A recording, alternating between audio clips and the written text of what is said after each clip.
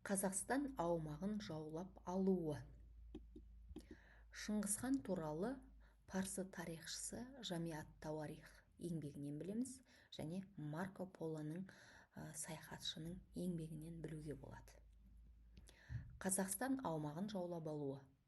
Шапқыншылық қарсаңындағы Қазақстан аумағына бірінші тоқталайық. Бірінші Қыпшақ хандығы 13 ғасырдың басында Ертістен Дунайға дейінгі дала кеңістігінде орналасты.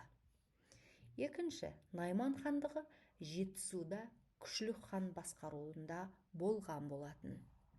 Ал үшінші Хорезм мемлекеті 13 ғасырдың басында қуатты мемлекет еді. Хорезм, Мауреннахр, Иранды және оңтүстік Қазақстанды біріктірген болатын. Отырар опаты. Шыңғысханның Қытайдағы жеңістері туралы хабар хорезмшахтар мемлекетінің билеушісі Мұхаммедті қобалжытты, қатты қобалжиды. Сөйтіп Шыңғысхан жайлы нақты деректерді алғысы келіп, ол Монғолияға елшілік аттандырады. Сөйтіп Монғолияның жеріне елшілік келеді, Монғолиядан Хорезмнің жеріне елшілік келеді. Сөйтіп елшілермен алмасқаннан кейін Шыңғысхан 1218 жылы алтын, күміс, жібек, бағалы тері және тағы басқа заттар тиелген 500 түйеден тұратын 450 адамы бар сауда керуенін жіберген болатын. Енді бұл жайлы ақпаратты мына жерден экраннан оқып қосымша біліп отырыңыздар. Мен сіздерге қысқа түсіндіріп өтемін. Отырар билеушісі Қайырхан көпестерді тыңшылар деп айыптап, жаңа саудагерлер келді ғой, 450 адамнан тұратын. Соларды Монғолдың тыңшылары деп айыптап, оларды өлтіруге бұйрық береді.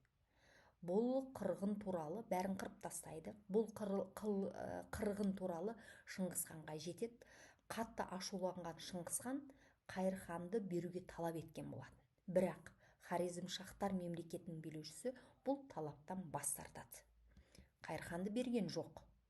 Отырар қаласында монғолдардың керуенін жою тарихта Отырар опаты ретінде енді, ал Шыңғысханның соғыс жариялауына сылтау болды. Шыңғысханның жоспары бүкіл Азия мен Шығыс Еуропаны жаулап алу еді. Соғыс жаңа жайылымдар алу, байлыққа ие болу, сонымен бірге моңғол қоғамын біріктіру мақсатында жүргізілген еді.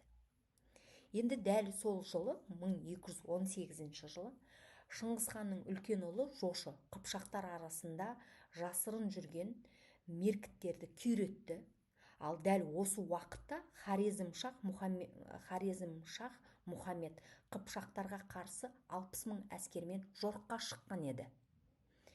Ал Торғай даласында монғолдар мен хорезмдіктер ұштасып қалады. Бұл шайқаста ешкім жеңіске жетпейді. Не монғолдар жеткен жоқ, не хорезм жеңген жоқ. Сондықтан Шыңғысханның бұл хорезмшахпен соғысы тоқтаған жоқ, ары қарай жалғасады деген сөз. Осы 1218 жылы Қазақстан мен Орта Азияға жорықты Жетісу арқылы жүргізбекші болған болатын. Ал сол уақытта Найман ханы Күшлүк Шығыс Түркістанның түрік тайпаларына шапқыншылық жасай бастағандықтан, сол жердің халқы, олардың билеушілері Шыңғысханнан көмек сұраған болатын. Демек, Шығыс Түркістанның билеушілері мен халқы Шыңғысханнан көмек сұрайды. Енді осыны Шыңғысхан керемет пайдаланады. Осы 1218 жылы дін аралық қарсылықты пайдаланған монғолдар Жетісуға енеді. Сөйтіп тұрғындарды өз жағына тарту үшін, өзіне қарату үшін әскерге өлкеде зорлық-зомбылық пен тонауға тыйым салынатын бұйрық беріледі. Демек, Шыңғысханның әскеріне бұйрық берілді. Жетісу жерін зорлық-зомбылық жасамау керек екенін, тонамау керектігі туралы бұйрық берілді. Монғолдар дінге қысымшылық жасамады, мұсылмандарға ғибадат жасауға еркіндік берді. Бұл тағдырдың жағы өздеріне келіп тұрған бір плюсі болды. Демек, бұл тұрғындардың монғолдар жағына шығуына ықпал етті. бүкіл халық моңғолдар жағына шықты. Тағы бір қосымша айтып кететініміз, мына Баласағұн қаласы ұрыссыз беріліп, Гоббалық қала, қайырымдылық қала атанған болатын. Ол міне сіздерде экранда тұр. Ал 1219 жылы Шыңғыс хан осы 1219 жылы Қазақстан аумағына жорығын шамамен 150 мың, кейбір деректерде 200 мың адаммен тұратын әскермен бастады дейді. Осы ақпарат айтылады. Демек, Отырарға жақындаған кезде Шыңғыс ханның әскері бірнеше әскерге бөлінді.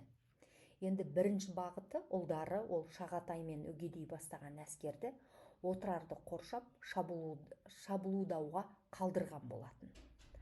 Ал екінші Жошы бастаған бөлікті Сырдария бойымен төмен қарай жібереді. Ал өзі Шыңғыс хан негізгі күштермен Бұхараға аттанған болатын. Жошы Бұхараға аттанды. Мына жерде Отырар қорғанысын айтып кетейік, Жошыдан бұрын. Отырарды қоршау 6 айға созылды. Билеушісі Қайырханның басқаруындағы қала асқан ерлікпен қорғаған еді. Тек әскербасылардың бірінің сатқындығының кесірінен Отырардың құлауынан тездетті. Отырардың құлаттуына себеп болып кетті. Жошы 1220 жылы Жошы Сығанақты 7 күн мен түнге қоршап қаланы